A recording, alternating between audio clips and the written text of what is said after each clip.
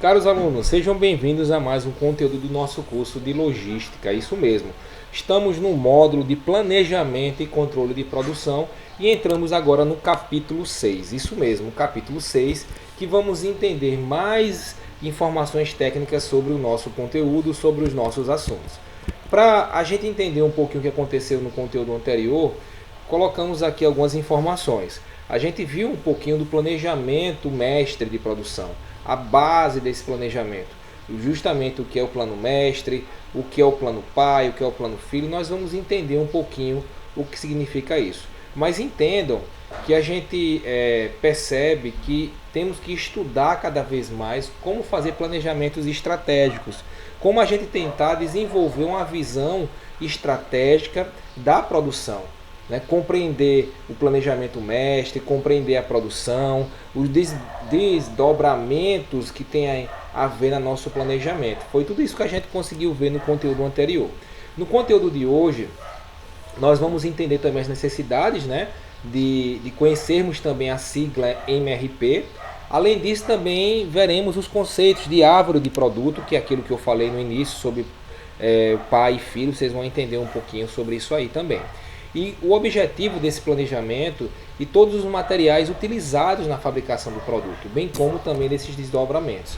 Sobre a produção, programação de produção, Tubino, né, ele fala, ou melhor, ele explica, né, que a programação de produção é a primeiro dentro do nível operacional de curto prazo. É a programação de produção que dispara as atividades operacionais para o chão de fábrica.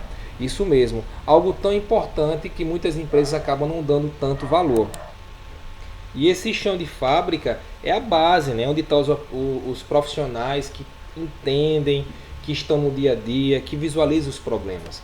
Para isso, vamos entender mais um pouquinho com esse gráfico, né? Eu peguei até do nosso conteúdo para a gente entender melhor sobre isso aí. Nós temos aqui o planejamento estratégico, que a gente já viu, aí o planejamento mestre de produção e a programação de produção, administração de estoque, sequenciamento, emissão e liberação de pedido, as ordens de compra, as ordens de fabricação, as ordens de montagem e a questão dos prazos, né, de longo, médio ou curto prazo, de acordo com a demanda da própria organização. Olha só, diante dessas ilustrações, né, que a gente viu agora, né, que foi colocado aí por Tubino, né, a gente vê que o plano de produção, né, desse prazo, né, ele providencia os recursos necessários. O que a gente acontece? Eu faço planejamento e eu tenho que disponibilizar os recursos necessários para poder desenvolver aquilo que a empresa precisa que seja produzido de acordo com a demanda dos nossos clientes. E esse planejamento mestre de produção, ele gera um plano mestre de produção que tem que se tornar viável e não deverá ocorrer problema de capacidade na execução do programa de produção. Cabendo à programação da produção sequenciar as ordens emitidas no sentido de minimizar os lead times, né, e os estoques nos sistemas. O que ele vai minimizar? O tempo de parada de um produto novo para a parada de um produto que está para ser iniciado. Então, para a gente entender mais um pouquinho, né, a gente tem que estudar os resultados da programação de produção, a administração dos estoques, o sequenciamento da emissão e liberação das ordens de compra, né? Essas palavras que nós temos que entender é justamente o seguinte: a partir do momento que o meu cliente solicita um produto, esse produto ele vai para a linha de produção, entre aspas, né? Claro que é uma demanda específica para fazer essa produção. A empresa, a indústria tem que ter os materiais necessários para produzir aquele produto. E aquele produto ele vai originar um produto final para o cliente. Vamos supor um guarda-roupa. Então eu vou ter que ter a madeira, que vai gerar as portas, que vão gerar depois o produto final. Então essa distribuição de componentes de produtos tem que ser muito bem estruturado e pensado, para poder a gente atender da forma necessária e desenvolver cada processo dentro da minha empresa. E consequentemente atender a demanda que é solicitada pelos clientes. Olha só, essa atividade de administração de estoques está encarregada em planejar, controlar os estoques, dos itens comprados. As atividades de sequenciamento, né, que elas vão seguir em sequência de produção, ela busca gerar um programa de produção para os itens fabricados e montados que utilize de forma inteligente esses recursos, não de formas desnecessárias, levando prejuízo para a organização. A emissão, a liberação dessas ordens, elas implementam a programação de produção e eles expedem essa documentação necessária que vai ser utilizada nessa produção. Nesse sequenciamento, tem que ter uma visão, se vai ser feito de curto prazo, médio prazo, longo prazo, quais são os setores que estão diretamente relacionados, tem que especificar quantos funcionários vão trabalhar, vão ter que especificar se esse planejamento ele está dentro daquilo que foi planejado pela empresa, se vai precisar de produtos acabados ou não. Então, além de tudo isso, temos a parte de continuidade. Né? Essa parte de continuidade, sem a interrupção de um bem ou de um produto, ele tem que ser de acordo com o que ele também fala. Né? Tubino ele fala também sobre isso. Sistemas de produção contínuos, como a demanda, o direcionamento das grandes volumes, sem muitas variedades de produtos acabados. A função de programação de produção, incluindo sequenciamento, se dá-se aos níveis de produtos de acabado. A programação de produção, então, define o volume de produção normalmente em lotes únicos para determinar períodos, bem como definir os estoques de abastecimento e de distribuição. Esses sistemas repetitivos de lotes, eles variam de produtos acabados, né, que é maior, e não valendo só a pena. Né? As empresas montam com a linha de produção única e devido a uma demanda ele não ser tão alta. Então, vamos lá entender daqui a pouco mais. Então, para continuar, temos um sistema produtivo voltado à produção sob encomenda. O foco da programação da produção pode ser administrado pela capacidade produtiva da empresa. Então, vamos lá de novo. Eu tenho aqui uma empresa específica, Walmart, lojas americanas, Ricardo Eletro. Aí chega lá para a Samsung, para a LG e diz, olha, eu quero 10 mil televisores. Então, eu tenho que ter todos os componentes necessários para poder produzir isso aí. Eu tenho que saber o tempo de produção, a quantidade de funcionários, os produtos que vão ser utilizados, a parte necessária, porque você sabe que eles vão montando em etapa. Ele vai produzindo lá a tela, outro local vai produzir a carcaça da TV e depois vão fazer a montagem. Eles têm produto de semi-acabado a se tornar um produto acabado. Só que esse foco tem que estar focado na programação do tempo de produção de cada item e o tempo de entrega desses produtos, porque isso vai atender também a demanda da empresa, que solicitou, disse, olha, eu vou ter como atender você com 1 mês, 2 meses. Como é que eu vou saber esses dados? Com informações precisas, com as informações necessárias. E até dizer, olha, não tenho como atender porque eu estou precisando de um componente, que é o cristal líquido, vamos dar um exemplo, ou LED, não sei, e isso aí eu não tenho, porque a empresa tal que nós compramos só podemos nos atender para fazer 500 televisões e não 1.000 televisões ou 5.000, sei lá. Então, assim, tem que ter essa base, tem que ter essa ideia, esse planejamento. Por isso que ele é tão importante, planejamento de produção, ok? E para saber se a capacidade de produção vai ser necessária ou não.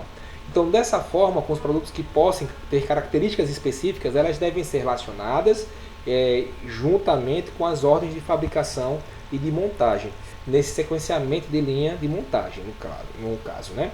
Então, essa linha de montagem, elas compreendem as atividades realizadas em um sistema contínuo de produção.